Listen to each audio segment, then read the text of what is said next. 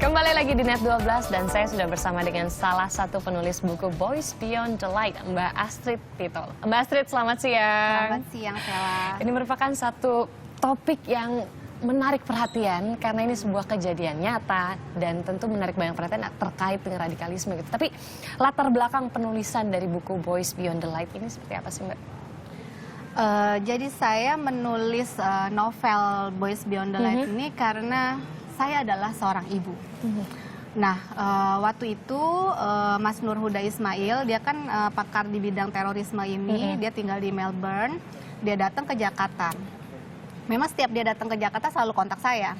Dia bilang gini, Astrid, gue punya film dokumenter nih, gue yang buat, gue yang biayain sendiri, dia bilang gitu.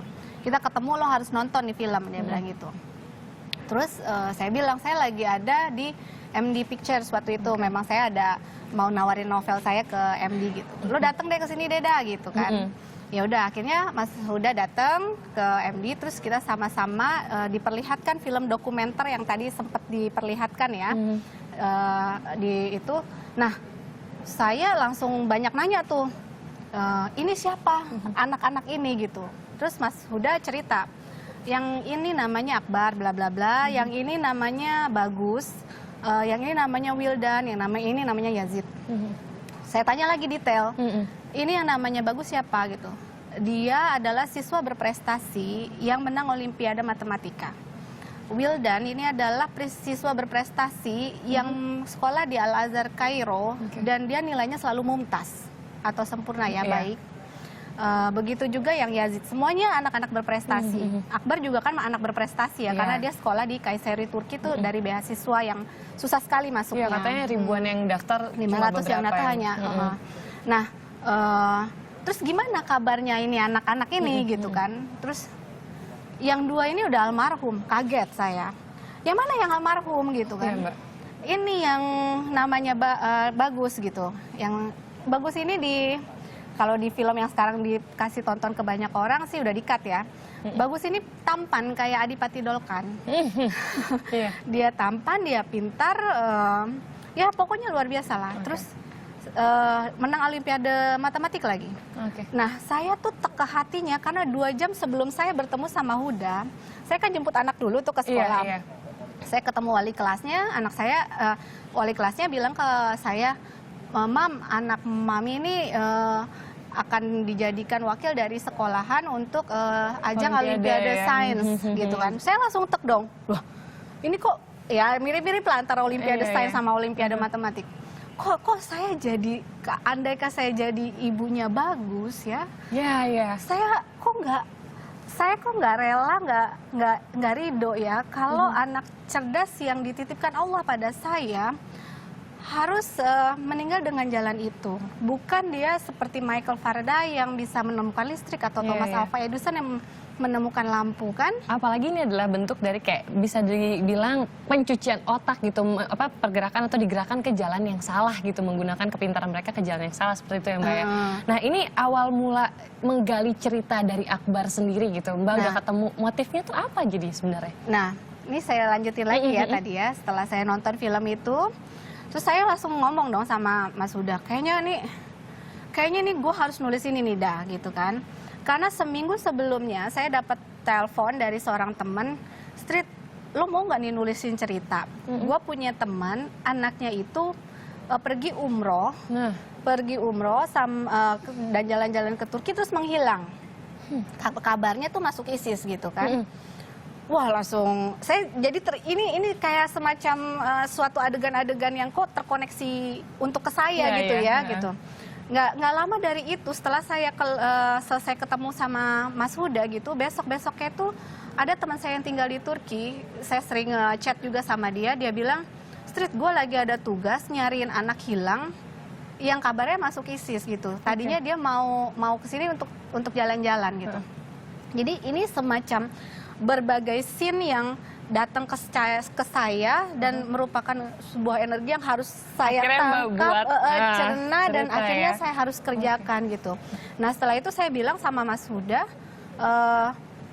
gue kalau bisa kalau nggak ketemu Akbarnya, gue harus ketemu sama ibunya Akbar. Nah, gitu. apa pengakuan Akbar waktu akhirnya Mbak Astrid ketemu sama Akbar? Gimana dia Saya belum menceritakan ketemu itu? sama Akbar karena Oke. Akbar di Turki ya. Akhirnya saya dipertemukan sama Mas Huda dengan ibunya Akbar. Oh, ibunya Akbar dulu, oke. Di situ saya bicara, ya biasalah mama-mama lah bicara, terus kita sepakat kalau kita ini lebih ridho yang tadi saya bilang, kita ini lebih ridho bila anak-anak kami ini bisa bermanfaat bagi bangsa dan Islam, bisa mengharumkan nama bangsa dan Islam gitu dibandingkan memilih jalan yang itu, gitu kan. Nah terus setelah itu saya sholat dulu nih, saya sholat malam-malam saya sholat, ini gilanya lagi gini, saya sholat, setelah sholat saya bilang sama Allah, ya Allah saya nggak mengerti teori konspirasi, geopolitik apapun, saya nggak ngerti saya harus nulis apa, tolong kasih saya petunjuk gitu. Akhirnya dalam waktu 15 sampai setengah jam itu saya nulis outline dengan tangan bergetar. Jadi saat itu juga karena saat itu juga saya juga langsung kirim ke Akbar. Kata Akbar gini, Mbak, kok ini mirip ya sama yang ada kejadian-kejadian yang ada gitu. Bahkan sampai namaku pun mirip gitu. Abai dia namanya. Oh ya memang insya Allah memang ini tuntunan Allah untuk aku menulis gitu. Begitu. Jadi ya itu semenjak itu saya bilang sama Akbar, saya nggak bisa nulis ini sendiri. Kamu harus ikut nulis, biar jiwa kamu bisa masuk ke sini, orang bisa merasakan. Aku bilang gitu, tolong dibimbing ya Mbak gitu. Oke, nah disinilah mulai ya pengakuan Akbar itu tercerita kepada Mbak Astrid. Nah ini berikut adalah pengakuan langsung dari Akbar tentang bagaimana ia tertarik bergabung dengan organisasi radikal pada awalnya. Yang pertama gimana rayuan dulu ke sana gitu. Ya karena galau dulu pertama anak-anak muda. Ya karena galau bukan hanya karena cinta, mungkin karena pelajaran di sekolah kok muda gitu dan sebagainya. Selain galau, masuk lagi ke pencarian jati diri laki-laki kan ada perlu tantangan ya. Yang lihat abang kelas pergi ke sana, kos misalnya kan, pegang senjata, captionnya ditulis Hadza Ardul Rijal, ini adalah tanda lelaki. Jadi secara nggak langsung lu tuh bukan lelaki kalau nggak di sini, kira banyak lah yang lain. Apalagi kan pemuda ya, kok nggak dilegal sakit aja ya kan. Dulu kita juga sering main game, jadi kita ingin mentransformasikan antara game dari online itu menjadi game kenyataan. Nah ini saya juga ada nih foto-foto yang menggambarkan kedekatan Mbak Astrid dengan Akbar nih Mbak, kita bisa lihat bareng-bareng ya. Ini dia. Ini bisa diceritakan sedikit atau secara singkat Mbak, sebenarnya apa saja kegiatan yang waktu itu Mbak Astrid lakukan bersama Akbar gitu? Jadi waktu itu Akbar datang liburan sini sebulan, dia sempat banyak interaksi sama saya. Saya waktu itu bilang ini, Bar, saya nih ada undangan premier film gitu kan, premier film. Apa tuh Mbak premier film katanya gitu. Pokoknya kamu datang dan nanti banyak artis di sana. Nanti aku foto-foto ya Mbak katanya gitu. Ini dia. Nah terus nah lucunya dia tuh nggak punya baju kan, bajunya kan baju koko, baju biasa yang belel-belel. Nah terus jadi sejam sebelum acara dimulai kita ke Kokas dulu, beli jas. Beli baju dulu ya? Beli jas dulu. Ini dia. Terus dia bilang gini sambil pakai nih, oh beginilah cara orang kota berpenampilan ya Mbak, katanya gitu. Jadi kalau menurut Mbak Astrid, apa sih yang ada di pikiran Akbar saat itu? Kenapa waktu itu dia bisa sampai terfikir? Kalau tadi kan kita sudah mendengar pengakuan Akbar, tapi kalau dari Mbak Astrid sendiri, menurut Mbak Astrid kenapa sih Akbar waktu itu sampai sempat bisa tertarik gitu untuk bergabung dengan kelompok radikal? Eksistensi ya, jadi dia itu pengen terlihat maco. Oh, oke. Jadi kan kalau kita upload di FB, jadi gini, dia tuh punya teman namanya Yazid ya. Dia upload, si Yazid itu upload di FB-nya, dia pegang AK-47 itu. Langsung banyak banget kan yang nge-like kan. Nah di situ Akbar bilang, wah keren juga ya kalau saya bawa AK-47 itu ya, katanya gitu.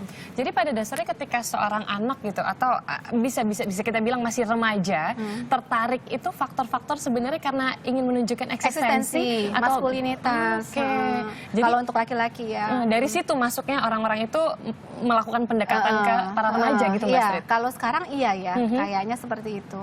Oke. Nah akhirnya Akbar bisa tersadar gitu. Itu waktu itu gimana sampai dia menyadari kalau yang dilakukan itu salah, itu gimana sih Mbak Astrid?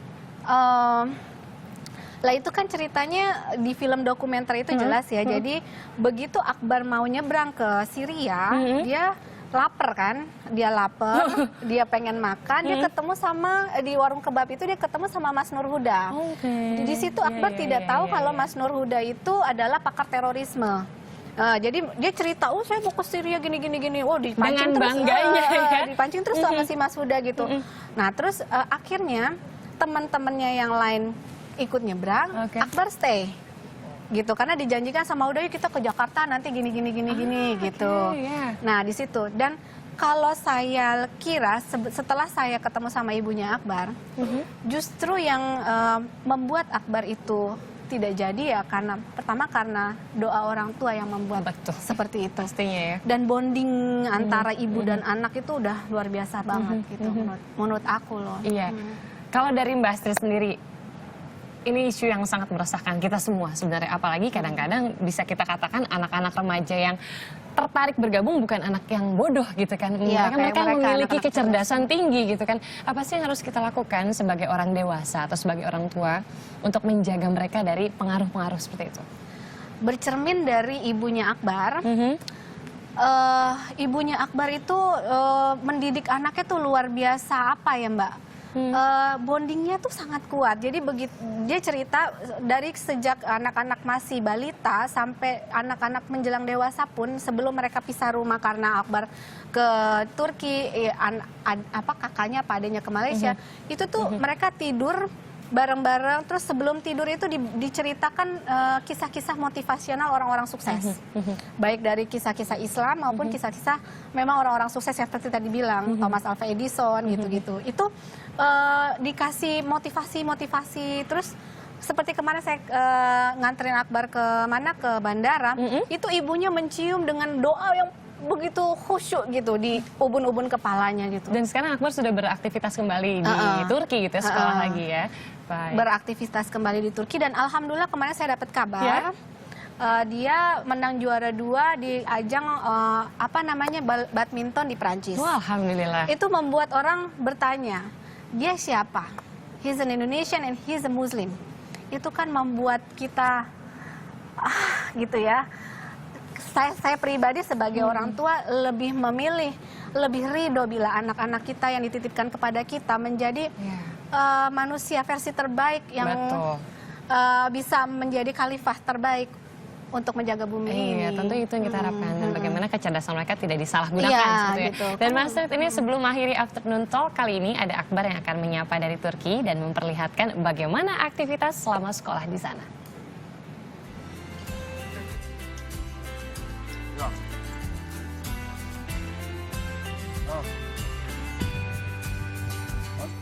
Apa kabar semua? Apa kabar Indonesia? Apa kabar pemirsa Net TV?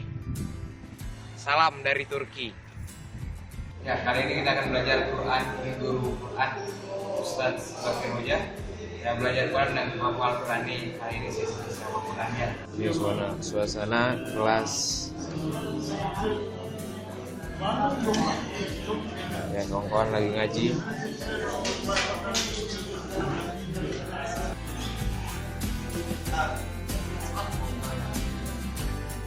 Nah, ini orang-orang Indonesia, belagu-belagu ya. Ya, asik. Ini suasana lagi keluar main. Itu di Akbar, untuk kita doakan tidak ada lagi kejadian-kejadian tidak diinginkan yang dialami oleh pemuda-pemudi Indonesia yang berprestasi sebenarnya. Terima kasih sekali Mbak Astrid sudah hadir di Afternoon Talk kali ini dan berbagi informasi serta ceritanya hari ini. Dan selanjutnya, pasca Ahok ditetapkan sebagai tersangka, PDI Perjuangan melakukan evaluasi internal. Informasi yang kami hadirkan usai jeda, tetap bersama kami.